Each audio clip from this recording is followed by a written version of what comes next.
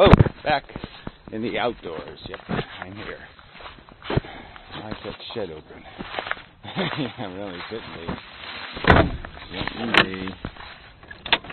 They come stealing my junk. Look at all the good stuff here. Anyway. Whoa, dear. Anyway, okay, so first off, it'd be kind of Effelism video, I think, the arguments around it. Some guy, whittling shenanigans or something. Alright, not too keen on the Titanic metaphor.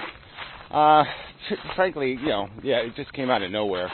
I mean, it's just one of those things, you just start saying stuff and you say Titanic. But the way I was using the metaphor, I think the way I intend to use it, I don't know if I used it in that circumstance this way, but the point of the Titanic for me, like some people, the Titanic is an example of a shipwreck. No, see, for me, it's this unsinkable ship. It's this idea that humans underestimated, once again, the futility of trying to fight certain things, certain circumstances. And they failed again. Okay, they made the unsinkable ship and it sank on its first voyage. That's the joke of it. So it's not so much when I say Titanic, I don't mean Titanic in, there's a shipwreck. Because every life is a shipwreck anyway, right? Technically. I mean, whether you die on the Titanic or you die in a hospital bed having chemotherapy, what's the difference? I mean, I probably would rather the Titanic death than the miserable nursing home death. So Titanic isn't necessarily a bad thing. I mean, it's bad, just because we don't like to die without it being our choice, or we like it to be nature that kills us. We don't like it to be a flawed ship design. But come on, as a practical fact, death is what you're in for. And I guess it's the whole idea that these people needed more time to live and do whatever, to exploit the poor and all that crap. They needed more time to beat their wife. But anyway, the point of my metaphor is more like, why send out another flawed design? Why send out another risk ship? And so it's the risk and the futility nature of the shipbuilding that I find a useful metaphor. A useful way to end up here. This doesn't look right. Anyway, I'll go with it. Jeez, this path, I don't know how my path gets worse. It should at least get a little better. Just from use, it should get a little better. Anyway, well, think some more on it. Maybe it's not one of my favorite metaphors. It's just, I think the idea of the Titanic illustrates so many things about human nature. What goes on. It had so many political elements to it. The whole idea that the poor were sacrificed, that the elites, put 13 people in some of the lifeboats, and thought that was reasonable. That kind of crap just amazes you. Anyway, so moving on to gray text. Sorry. That's like, well, whatever. It's like something that I'm not going to bother metaphoring, because then somebody will complain about the metaphor. So the hell with it. Yeah. I'll just decline to make a metaphor. Okay, gray text. He's back to his journeying bullshit again. And obligating us to finish sentences the way he would like, which I find really obnoxious. Life is stupid. Except it's fun, and we get drunk, and when we're drunk, we don't know how fucking bad it is or how stupid we are. No, that's not the complete sentence. The complete sentence is, life is stupid. You should wake up and smell the stupid. Anyway. Alright, so I did write something down here. Let's see, suffering matters. And then he finishes that sentence with, to subjects. And so we're back to this crap again, that somehow you need a witness to suffering for suffering to matter. That somehow, if I create an organism that has no conscious thought process, no substantial thought process, no contextualization of their suffering in terms of a narrative, but they just do capable of feeling obnoxiously. That somehow if it's in that obnoxious state and it's not aware of the fact that it's the only sentience in the universe and that it is in a negative welfare state, that somehow it's not in a negative state anymore. And that, I think, seems like I dropped something, but apparently not. Probably just a key for the house or something. Anyway, hand is getting cold. Alright, I'll have to do this glove thing. Still recording, right? Yeah. Alright, anyway, I'll do the glove thing while I read. And I got notes on an old piece of paper. Not a good idea. Okay, waiting to die is another one of these stupid arguments. Well, I didn't finish the subject thing, did I? Well, I really did. We really know that the argument being made here is that there is, our feeling state is an absolute fact. We do feel. Now, whether you want to call it a matrix, whether you want to say it's just mechanical process, blah, blah, seems to me it doesn't matter. I'm saying I know it personally, I experienced it personally, and I'm saying it's substantive. It's not just robots, it's not rocks, it's not sky, it's not air. There's something very different happening when this consciousness thing starts lighting up. It's like you could put electricity into a light bulb, and there's a certain point where, the thing starts glowing. It's like it's not glowing, and then it's glowing. There's a difference. Okay, you can have electricity going through it, but it's only when you're putting too much electricity, that it starts to glow. And that's what's happening to us. We're glowing. All right, there could be electricity and matter and arrangement, but it doesn't glow. So the light is on. It's just the way it is. It is. And that's a fact. It's an absolute fact. And it's an absolute fact, in my opinion, that there's two colors to the light when it's on. There's an ugly, nasty, shitty color, and there's a good color. There's a positive light and a negative light, we could almost argue. That's the magic of the consciousness light bulb, that it creates either a black hole of doom or a bright light of rainbow. But that's not even a good metaphor to use from my perspective, because obviously I think it's a gradual scale from shit to almost no shit. But that's it. Shit to almost no shit. So anyway.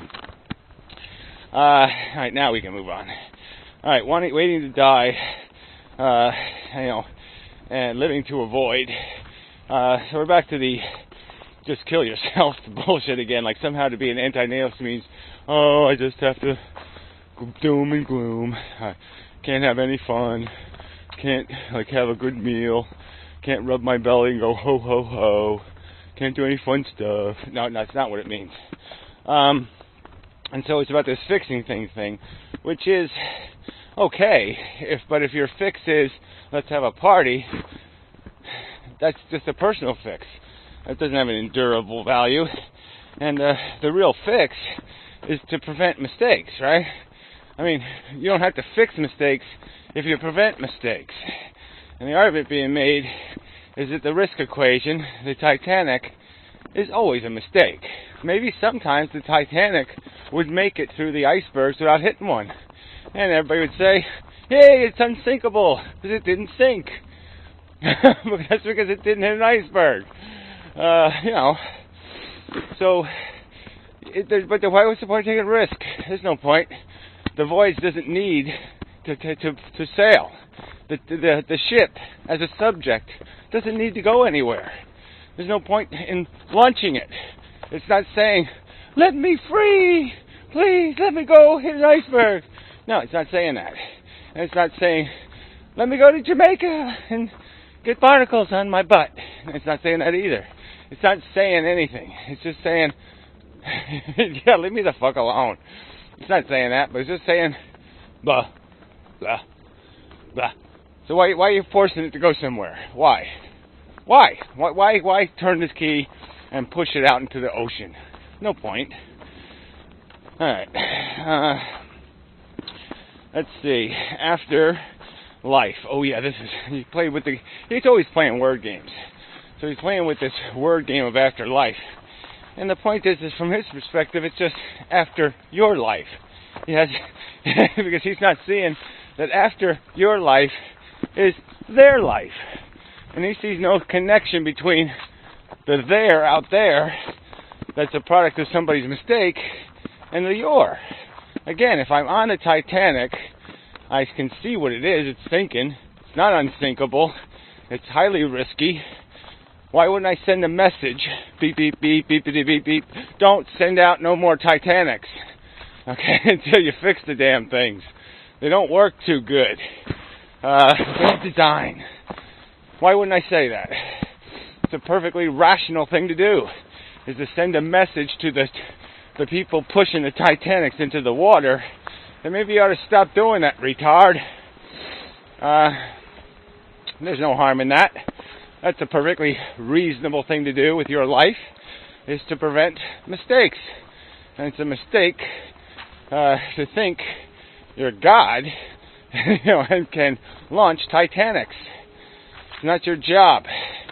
You're not qualified to be a life creator. Yeah, not even close. Said that before.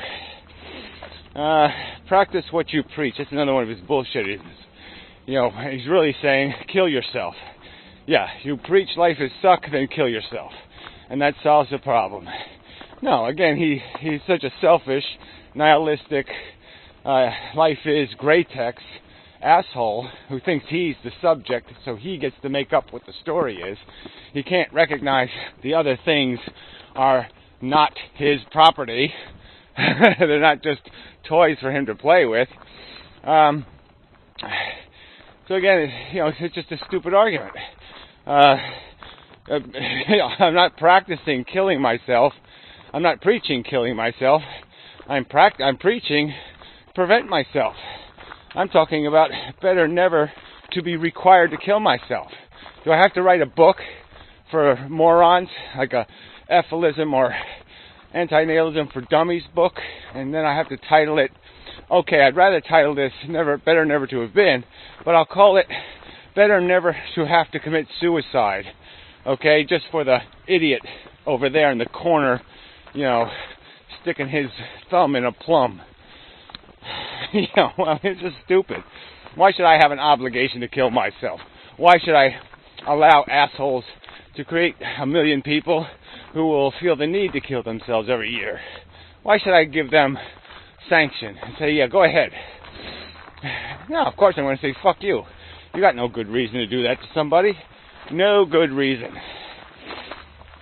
Alright, so now most people are mostly glad. So first off, we have the most people line, which means nothing. I mean, it means absolutely nothing. I mean, it really doesn't, right? It's a logical argument, and an argument of reason and sensible or reasonable continuity. And we know that the human race is notoriously irrational and unreasonable. That's why we have this financial crisis. It's because of irrational, unreasonable behavior. Totally, you could not expect this to work behavior. So the demonstration of most people is already provable as suspect. Okay, the quality of their thought process is suspect. We've seen throughout history they were insane virtually. The massacres, the slavery, the abuse, the exploitations, the history's just littered with them, and current circumstances are full of them. This silly notion that, well, if we move the slavery to China, we don't have to look at it. And then we're honest people again. Yay! No. Sorry. Most people are idiots. That's what you can say about most people. They're talking way beyond their brain capacity. Yeah, they don't have a license to logic. They haven't passed their come up with some other line for GED. Their competency to live test. They're reckless, sloppy morons. That's what most people are. So the fact that they're mostly glad, well, that doesn't mean much. What they are most of the time doesn't mean much. Let's ask them what they are when they're the clearest, when they're undistracted by their addictions, when they are intellectually calm and capable of not being seduced. And let's understand that kind of mechanism, right? Because it happens to me all the time anyway in my life. It's like I'll be in a stick cam having a serious conversation. Chick comes in the room, and yeah, brain function stops. We're creatures of these mechanisms, and not to recognize that there's a ton of them in our psychology, and that all these words, life, survival, struggle, blah, blah, blah, honor, stoic, it's full of emotional baggage, full of emotional crapola that compels us to think, well, that's, look at how many videos people, great text, being the king of this bullshit, have, used words like wimp and simp, and whine and complain and, all this